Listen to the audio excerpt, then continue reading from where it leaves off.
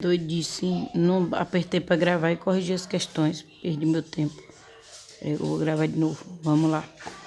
Deixa eu tirar aqui o papel que já está com a resposta que eu tinha gravado. Questão 58 de novo.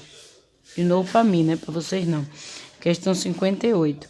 Ele pergunta: enumere alguns fatores que podem determinar a característica da comunidade clímax em determinada região. Por exemplo, o que determina a existência de florestas pluviais tropicais na região equatorial. Então, eu tenho aqui, ó. Eu tenho os trópicos, né? E a região equatorial. Quanto mais próximo da linha do Equador, mais chuva eu tenho. Lembre que a palavra chuva é remetida aí na questão à floresta pluvial, ou seja, uma floresta que chove muito. O que é que determina isso? Então, é a latitude em primeiro lugar.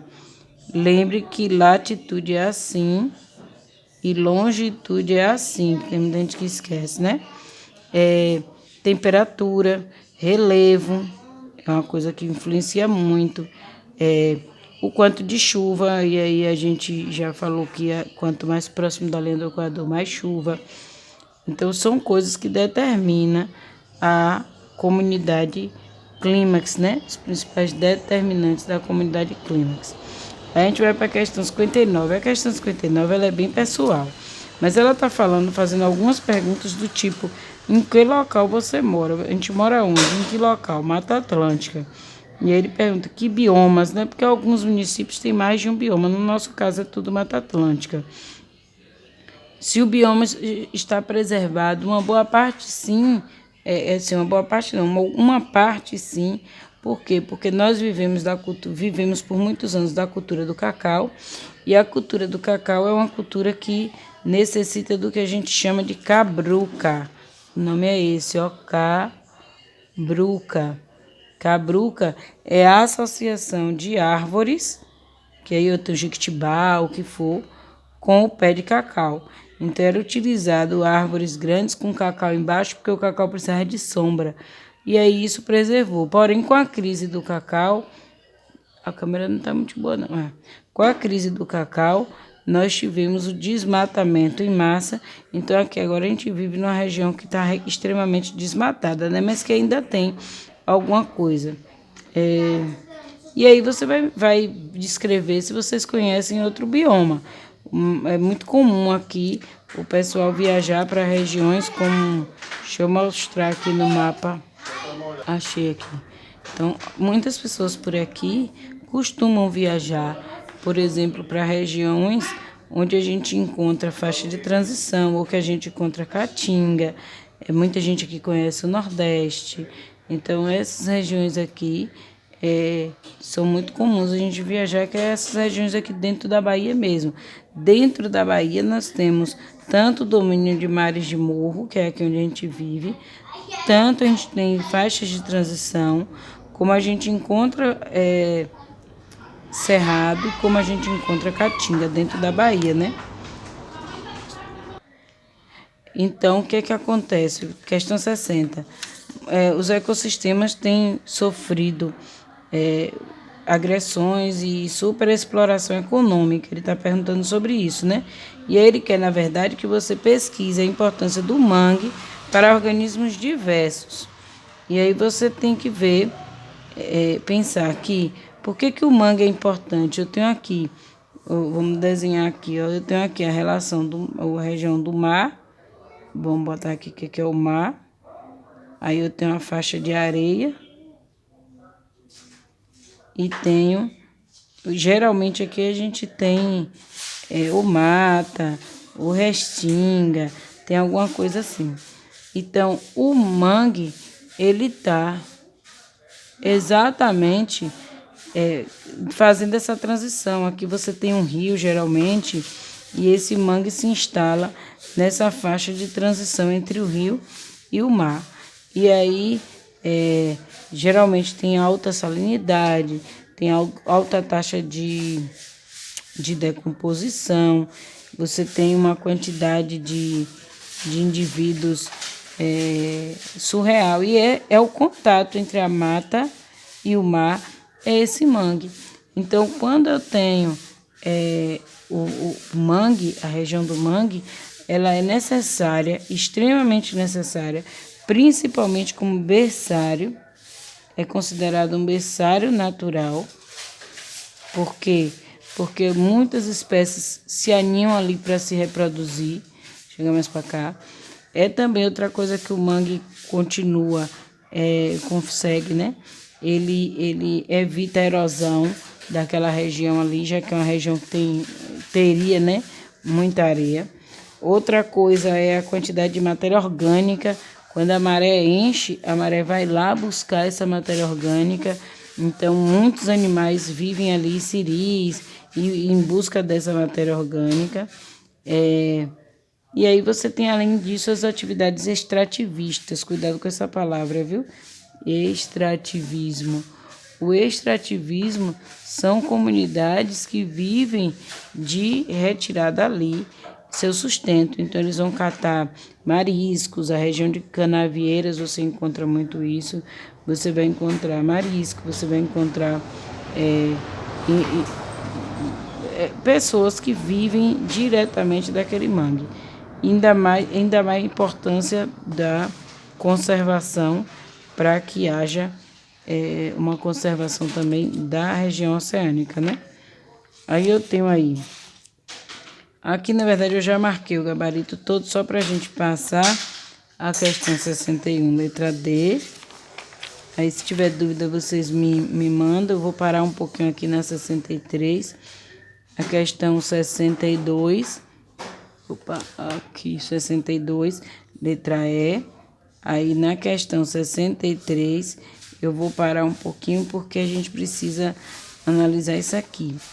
Na questão 63, ele está mostrando aí a curva de crescimento, né? Então, ele está mostrando aqui como é... Aí, para entender como é que eu iria crescer e como é que realmente eu cresço. E por que eu não cresço assim? Eu não cresço assim porque eu tenho C. E C é quem aqui? C é justamente a resistência do meio. É a região onde eu tenho, é o que eu tenho aqui que está resistindo. O que está resistindo é a quantidade de comida que vai fazer a resistência, é a disponibilidade de onde viver que vai fazer a resistência. E aí eu pedi para vocês justificarem, né? A curva A ilustra o crescimento de uma população biológica avaliado em ambiente que impõe restrição ao desenvolvimento da mesma. Não. A curva A ela está dizendo como seria mesmo o crescimento se nada influenciasse. A curva sigmoide, mostrada em B, ilustra a taxa de crescimento intrínseco. Ao contrário, aqui é a taxa de crescimento, né? Aqui não. Aqui é a avaliação depois da imposição do C aqui, que é o que o ambiente impõe. Errada só tem essas duas, né? Aí vem a 64, letra D. Vamos ver se você tá vendo. 65, letra B de bola. 66, letra E de elefante. Anotem as dúvidas.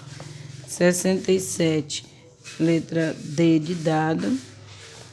Aqui na 68, por ser gráfico, não lembro se não, é porque essas aqui todas são tão certas, por isso que eu não botei justificativa. Na 68, apesar de eu não ter mandado justificar, eu vou mostrar aqui, eu quero parar um pouquinho para a gente ver uma coisa, ó. Ele está mostrando uma pequena quantidade de levedura, Saccharomyces cerevisiae, foi inoculada em um tubo de ensaio contendo meio apropriado. O desenvolvimento dessa cultura está representado no gráfico. Então, assim, ele está botando um tempo, e aí essa cultura cresceu, e de repente ela começou a diminuir. Para explicar o comportamento da população de leveduras, após o tempo T, foram levantadas 3 hipóteses. E ele pergunta qual é plausível. E a 1 não é plausível porque a cultura foi contaminada por outro tipo de micro-organismos, originando competição, pois o esperado seria o crescimento contínuo da população. Eu posso pensar que uma população vai crescer continuamente sem fim? Não. eu vou pensar que existe sempre uma resistência do meio que vai fazer com que a minha população diminua novamente, viu? 69, questão letra B, 69, letra B. Aí a 70 é justificada também.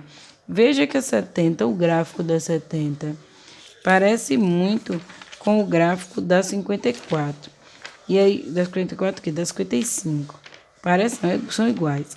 E aí eu estava analisando esse gráfico aqui e pensando na discussão que a gente teve na aula. Por quê?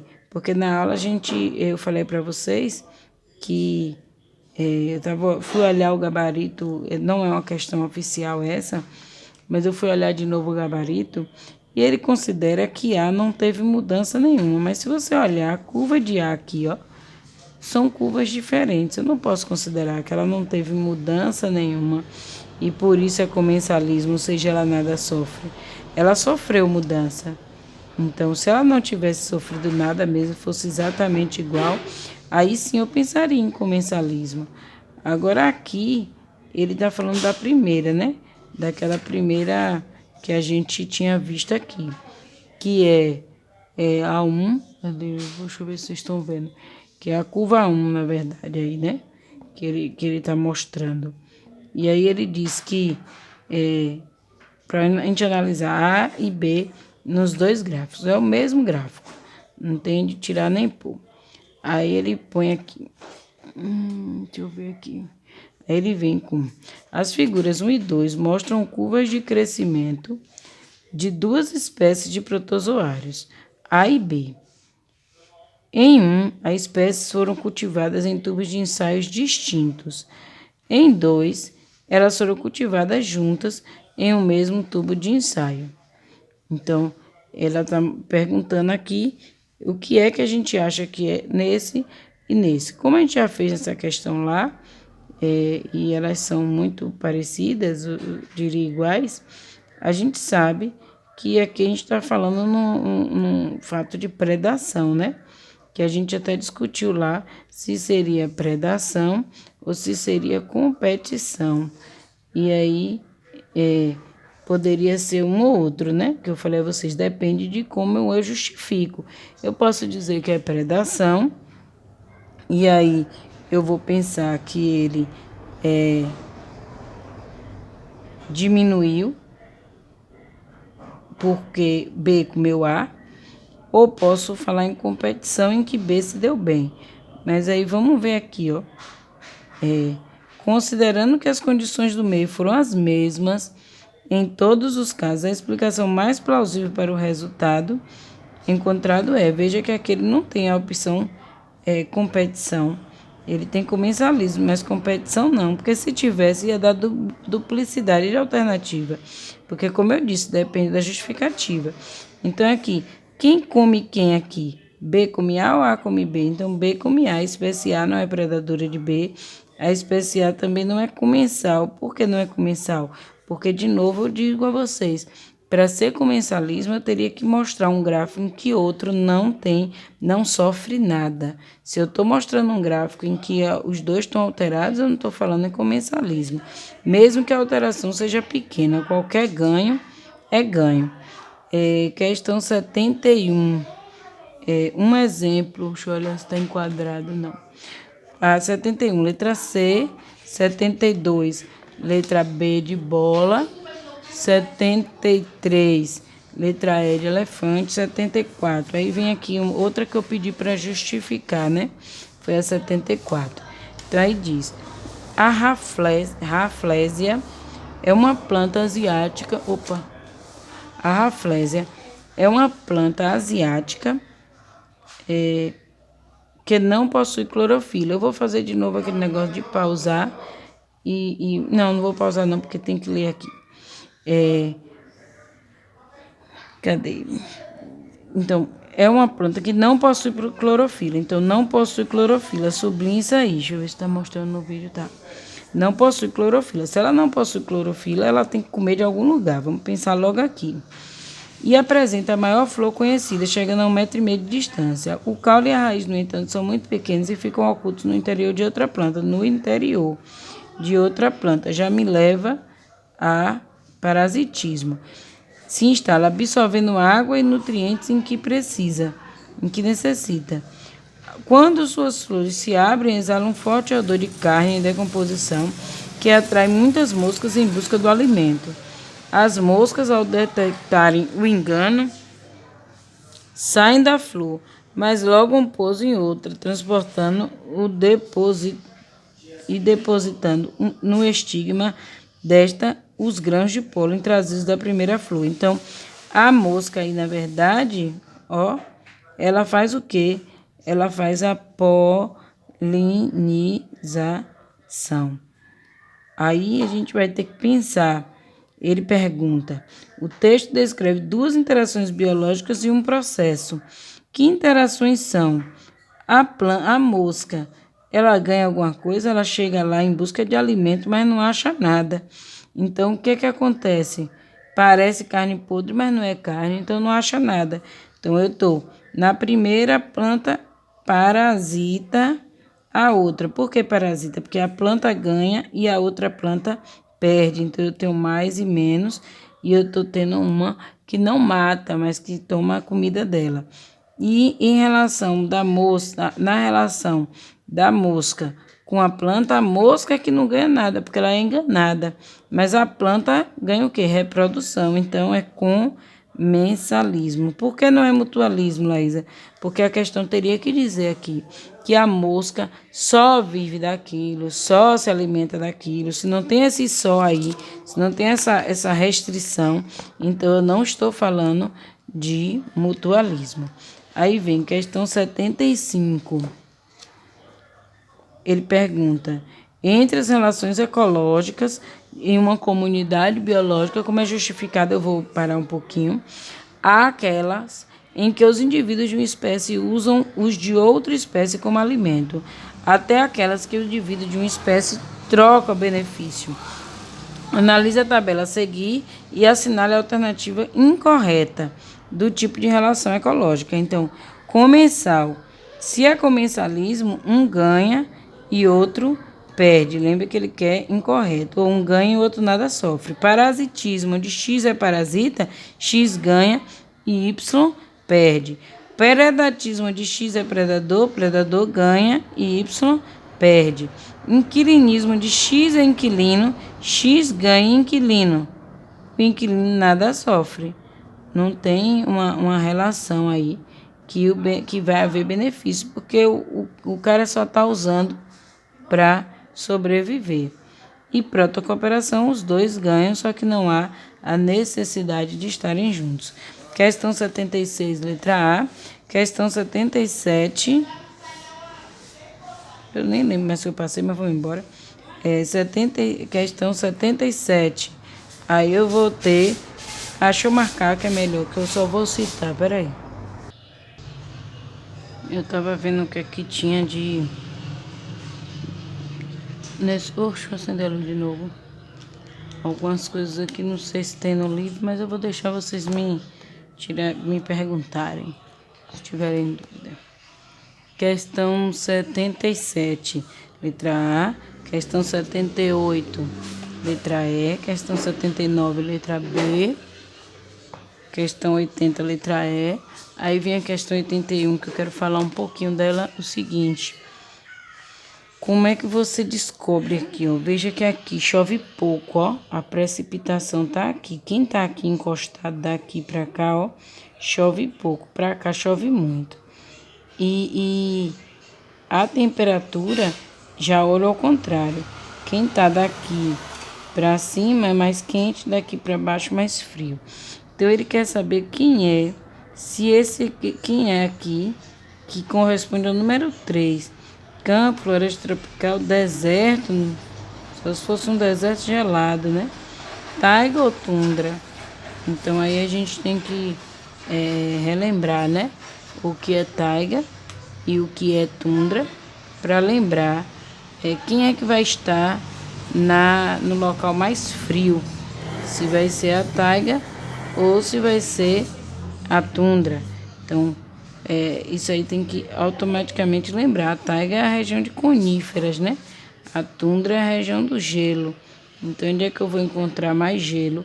Aqui. Então, o 3 seria a tundra. E aí só fica, na verdade, uma resposta, que é a floresta tropical para o 6. Mas vamos pensar assim, ó, aqui, como é muito quente, chove pouco, provavelmente é quente. Eu posso estar falando em 1, 2 aqui, eu posso estar falando tanto de deserto, tá mais para deserto e regiões mais quentes, né? Então eu vou analisar dessa forma, cuidado, que chuva eu vou olhar assim, daqui para cá chove menos, daqui para cá chove mais, aqui chove mais ainda. E temperatura eu vou olhar assim, então eu vou olhar aqui, ó, para cima aqui, quem tá acima dessa linha aqui é acima de 0, aqui abaixo de 0. Vamos lá. Questão 82, letra B. Questão 83, letra D. Questão 84, letra B. Questão 85, letra D. Questão 86, aí é verdadeiro e falso. Eu vou parar de novo para falar sobre ela aqui, ó. Olha que falso tão falso que dói. Ele fala que o manguezal é encontrado em Roraima e Tocantins. A obrigatoriedade do manguezal é que ele tenha mar. Como é que eu vou ter mar no Tocantins? Então, totalmente errado, né? Ainda diz que o manguezal tem árvore de grande porte, mata densa, onde se encontra lobo, tatu e veado. Tocantins nem isso tem, porque Tocantins é uma região que a gente vai encontrar cerrado. E embaixo ele diz: a floresta tropical encontrada no interior dos estados do Ceará e Piauí é caracterizada por uma vegetação com folhas. Lembrando só aqui que no Brasil o manguezal tem onde tem mar, ao redor do Brasil assim, ó. Isso aqui dá pra ver. Ao redor do Brasil assim, ó, onde tem mar, tem mangue, viu? Aí vem a floresta tropical encontrada no interior do estado do Ceará e Piauí. Ceará e Piauí é o sertão do Brasil. É caracterizada por uma vegetação com folhas pequenas e pontiagudas e com raízes de pneumatófagos. Misturou tudo. Pneumatófagos é raiz de manguezal. A fauna nela existente é pobre em espécies. Então, assim, fez uma miscelânea de coisa errada, né? A 87 é uma somatória. Então, como é que a gente vai...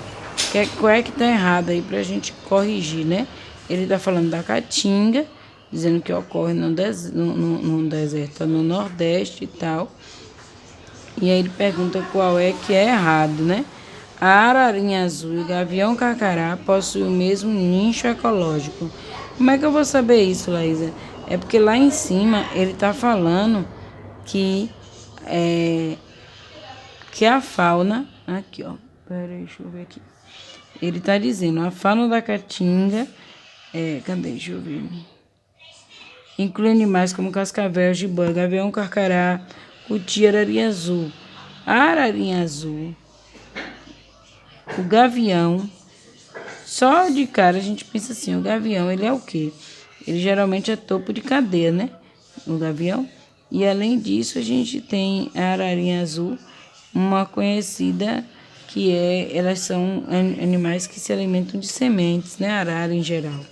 Então, ela não possui o mesmo nicho, porque são animais totalmente diferentes. O gavião é um animal caçador.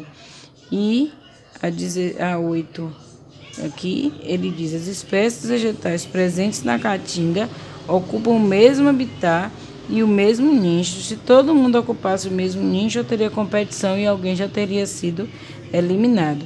Então, tá verdadeira 1, tá verdadeira 2, tá verdadeira 16, tá verdadeira 32 e vem para 64, que diz: considerando que as chuvas são irregulares, verifica-se na caatinga competição entre animais e plantas pela pouca água disponível no solo.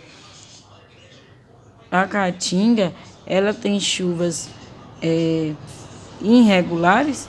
Você aí vai lá na frente no livro e vai ver que não tem água disponível no solo, começa por aí. A água é bem submersa e não é que é chuva irregular. Cuidado com a denominação do que é chuva irregular, porque na Caatinga não chove mesmo, são 3 meses do ano apenas que eu posso ter chuva. Aí vem a questão 88, que já é questão discursiva. Eu vou parar um pouquinho, porque o vídeo já tem 25 minutos.